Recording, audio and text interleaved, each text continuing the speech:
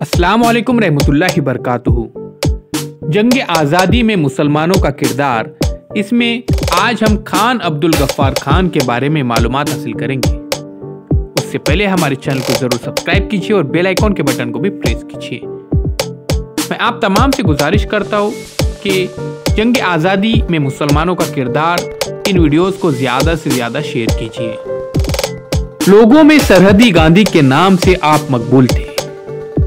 खान अब्दुल गफ्फार खान की पैदाइश 6 फरवरी 1890 में हिंदुस्तान के शुमाल मगरबी सरहद वाक़े हश्त नगर यानी पंजाब में हुई थी। महात्मा गांधी की तरह आप तशद्दुद के खिलाफ थे, इसीलिए अवाम ने इन्हें सरहदी गांधी का लक़ब दिया था। इब्तिदाई तालीम का हुसूल पेशावर के मिशनरी स्कूल से करने के बाद इनका इंतखाब ब्रिटिश इंडियन आर्मी में हो गया था, लेकिन हिंदुस्तानियों से नारवा सलूक अब्दुल गफ्फार खान को बर्दाश्त नहीं हुआ और उन्होंने आर्मी छोड़ दी। उस वक्त सरहदी इलाके के पठान गैर तालीम याफ्ता थे, जिन्हें अंग्रेज अपनी ख्वाहिश के मुताबिक इस्तेमाल कर लिया करते थे। जब इस बात का एहसास सरहदी गांधी को हुआ तो उन्होंने स्कूल का कयाम किया।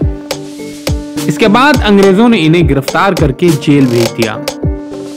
सख्त तकालीफ पहुंचाए, छूटते ही उन्होंने पख्तून नाम से अखबार शुरू किया, जिसमें आजादी के साथ साथ अमन के नजरिए को भी फरोग दिया।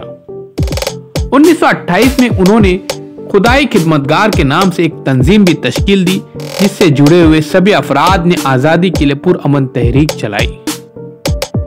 प्यारे बच्चों, हम देख रहे हैं जंग आजादी में मुसलमानों का किरदार।